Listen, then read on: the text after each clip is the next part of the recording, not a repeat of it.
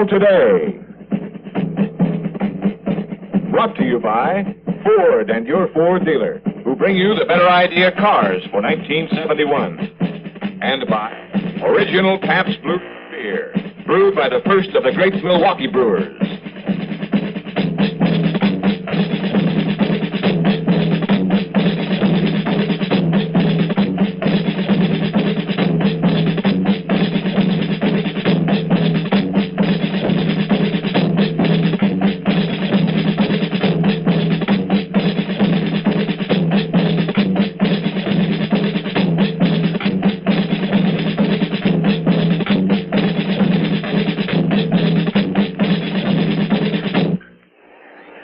Good afternoon and good morning.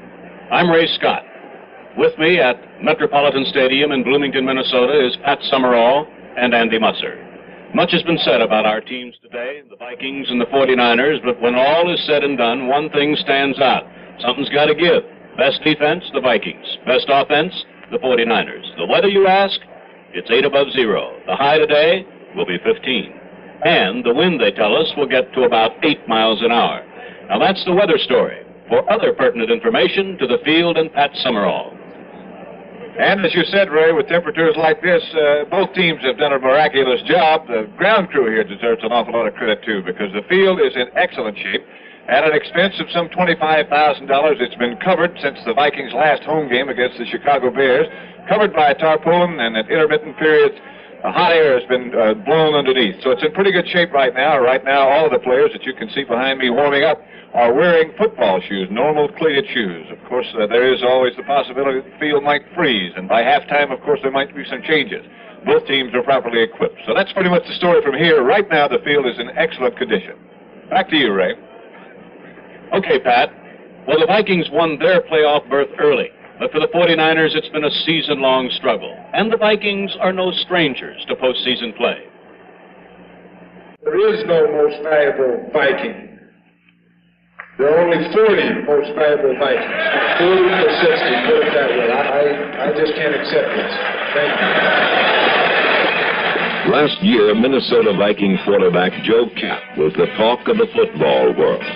Against San Francisco, he led his team to their 12th consecutive victory, the NFL's longest winning streak in 35 years.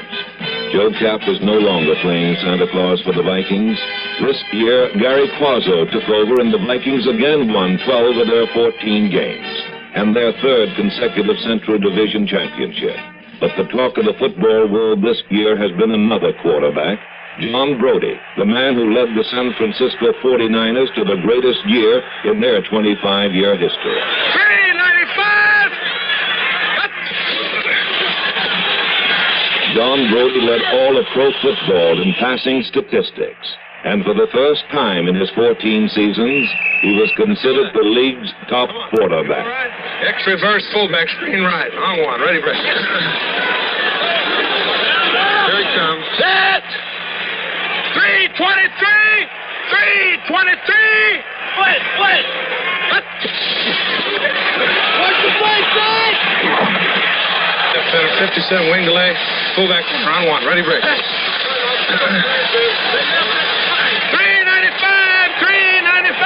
Hit to green trip rock! Here he comes! John Brodie was born 35 years ago in San Francisco.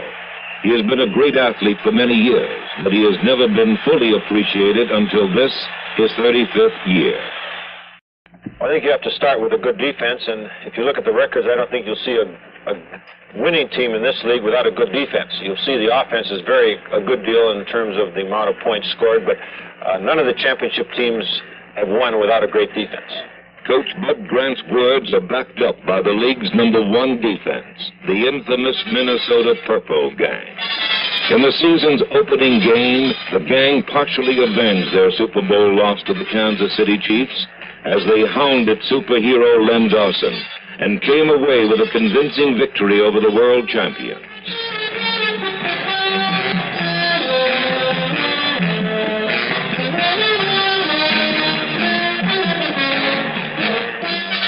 San Francisco coach Dick Nolan has rebuilt the 49er defense and the improvement was apparent in their season's opener as they throttled Sonny Jurgensen and the Redskins. John Brodie led the league from the beginning as he hit 17 of 20 passes, including the clinching touchdown to Dick Richer. In the early part of the season, the Viking offense and new quarterback Gary Quazzo had difficulty getting into the end zone. Minnesota's principal point producer was kicker Fred Cox, who led the league in scoring for the second straight year. In their second game, the Vikings defeated the Saints with 4 field goals and an opportunistic defense which twice embarrassed New Orleans punter Julian Fagan.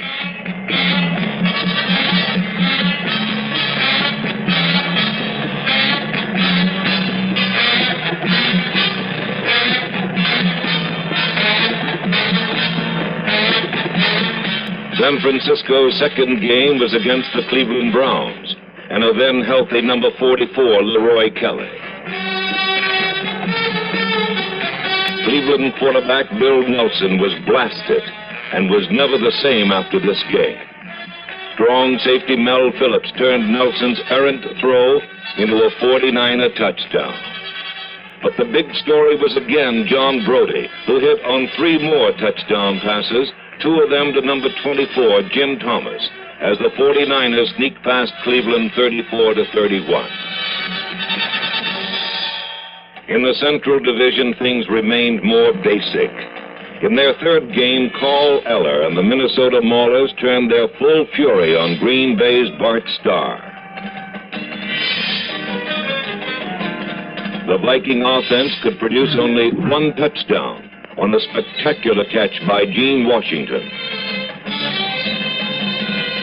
The Viking defense allowed no touchdowns, but Minnesota lost because of the longest play of the NFL season.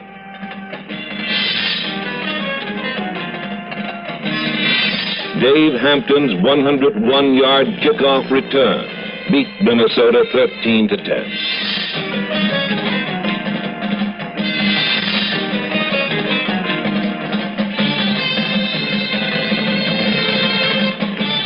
The 49ers played their third game in Atlanta. Receiver Dick Richer was injured, but John Brodie found a promising new receiver in rookie Preston Riley, number 85.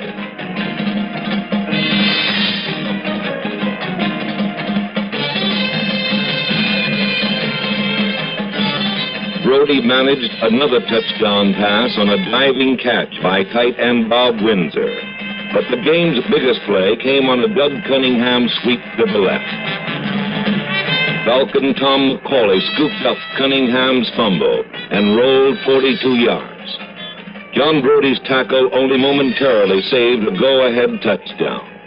And then, with 6 seconds to play, usually reliable Bruce Gossett missed a 19-yard field goal, and the 49ers had their first loss. Game 4 for the Vikings was against their old friends, the Chicago Bears, who have an uninhibited style of play which is distinctly their own.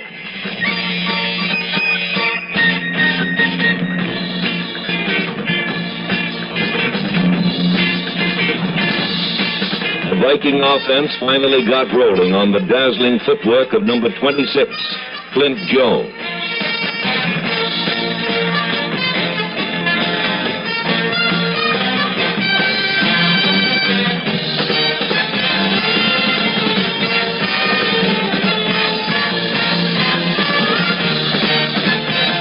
Gary Quazzo had his first big passing day of the season. 1 bomb went to Gene Washington for a touchdown. But as usual, the biggest play was supplied by the defense. This time, number 88, all-pro tackle Alan Page did the honors as he outraced Gale Sayers to the end zone. Final score, Vikings 24, Bears nothing. The 49ers' problem in week number 4 was George Allen's title-starred Los Angeles Rams, the traditional arch-enemy. This time it was the 49ers who played like champions. Roman Gabriel was harassed into one of his worst games, as the Ram offense was held without a touchdown. But again, John Brodie was the biggest story. Brody's bomb to Gene Washington, no relation to the Viking, crushed the Rams. But another Brody play seemed to symbolize the game best.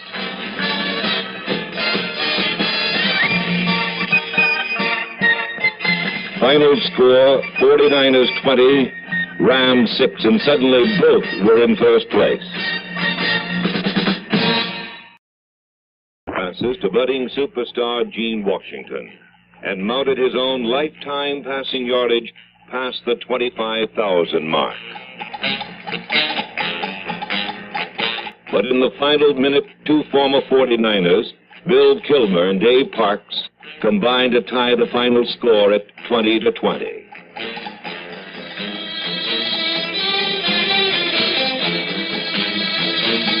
Game 5 for the Vikings was against the explosive Dallas Cowboys, but the explosive Minnesota defense was again equal to the occasion. 4 times the Vikings intercepted Cowboy passes. Number 45, cornerback Ed Shirachman, scored a touchdown on one of his 2 interceptions, and scored another touchdown following a blocked punt, as the Vikings dealt the Cowboys the worst defeat in their history, 54-13.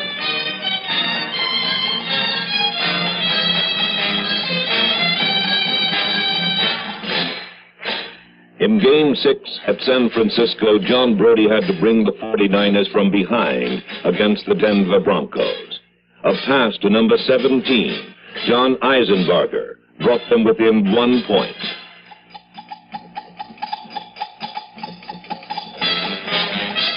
On the next series, an interception by Mel Phillips set up the winning field goal, and the 49ers pulled out the game 19-14.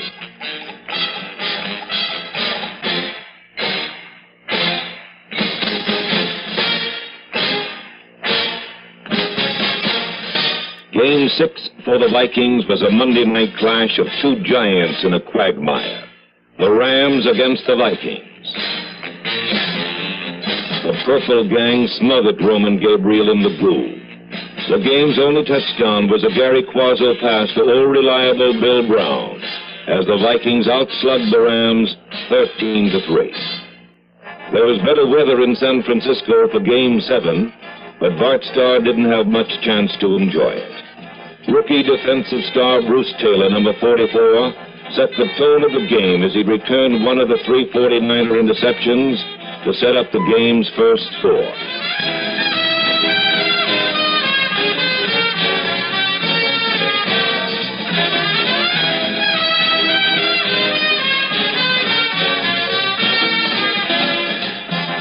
John Brody added another scoring pass to Bob Windsor, and the 49ers held the half-game lead over the Rams.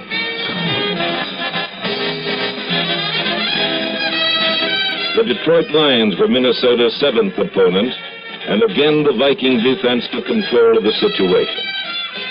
Bobby Bryant's interception became the first Viking touchdown, and Gary Quazzo added 2 more, one on a bomb to Gene Washington, as the Vikings broke a first-place tie with the Lions 30-17.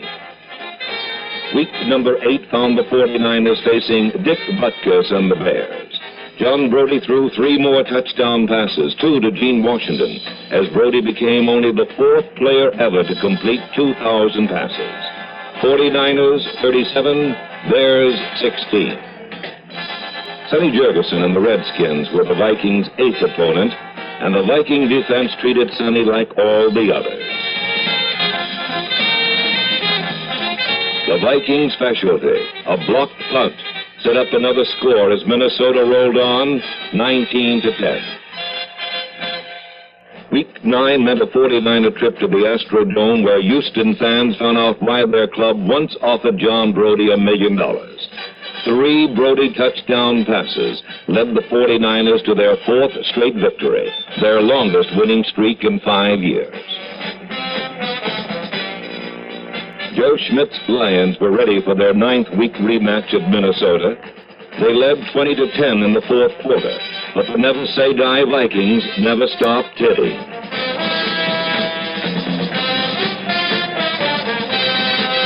Gary Quazzo set up one fourth-quarter touchdown with a pass to number 80, John Henderson.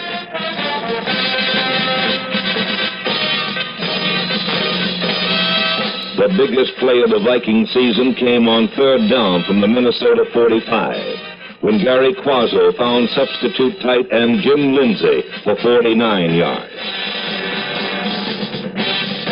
Lindsay's first catch of the season set up the winning touchdown scored by Clint Jones with 1:23 to play.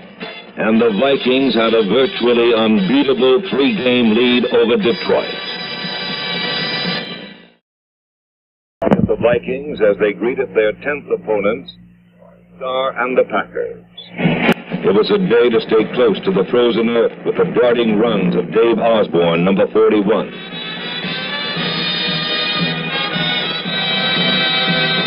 Gary Quazzo set up the game's only touchdown with a wind-blown floater to Gene Washington. Clint Jones' second effort again accounted for the winning points as the Vikings earned their 7th straight victory, 10-3, and avenged their only loss. For Dick Nolan's 49ers, the 10th week was not such a happy time. Something happened to John Brody's passes on the way to the end zone. 3 Detroit interceptions and 3 Greg Landry touchdown passes did in the 49ers' win streak 28-7. In Week 11, the Vikings had their problems with the Joe-less Jets. It was up to the Vikings to see if they needed Gary to win. Former punter Bob Lee, number 19, took over, but he could lead Minnesota to only 1 touchdown on a pass to Jim Lindsay. Al Woodall and the New York Jets upset the Vikings 20-10.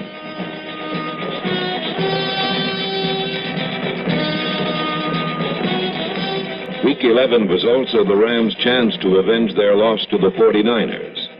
Brody and Washington gave San Francisco the lead at the half, but in the second half, the Rams turned mean. Jim Meadows picked off 2 Brody passes, Willie Ellison scored 3 touchdowns, and the 49ers had lost their 2nd straight and had dropped into a depressing tie with the fired-up Rams.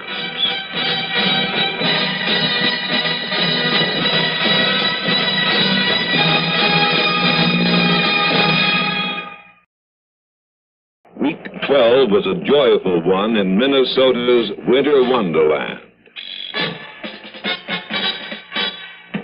Substitute quarterback Bob Lee beat the Bears with a bomb to John Henderson, and the Vikings had clinched their 3rd consecutive Central Division championship, 16-13. Week 12 saw Kezar Stadium's last regular season pro game, and the Brody to Washington combination took the old fortress out in style, scoring 1 and setting up 2 come-from-behind plunges by Ken Willard, as the 49ers avenged their earlier loss to the Falcons.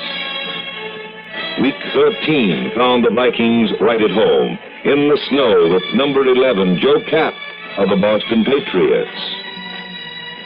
At times, he looked like the same old Joe.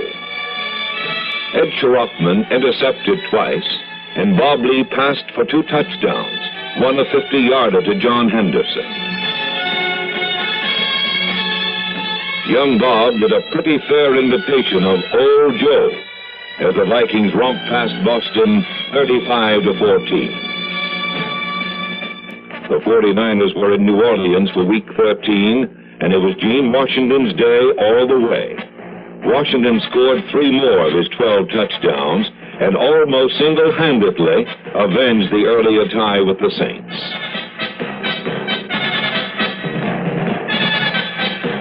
Besides throwing for 3, John Brody, a man who was tackled only 8 times all year, found another route to the end zone. League-leading kick returner Bruce Taylor assured the victory with a 92-yarder, as the 49ers again fought from behind to win 38-27.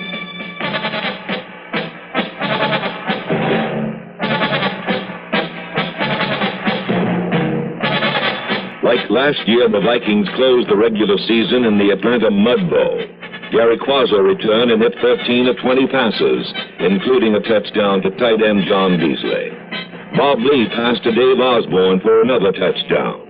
And unlike last year, the Vikings ended their regular season on a very positive note, 37-7. The 49ers needed to win the Oakland Mud Bowl to wrap up the Western Division title. The 49er defense forced 9 turnovers, including 5 interceptions, one of which became a touchdown for number 37, All-Pro cornerback Jim Johnson. John Brodie and the NFL's #1 offense concluded their greatest year with 3 more scoring passes and one last big one to Gene Washington, who led all NFL receivers with 1,100 yards for the season. And what more perfect way to end the season than to rout the miracle team from across the bay? No one can tell the 49ers now that they aren't the best team in the West.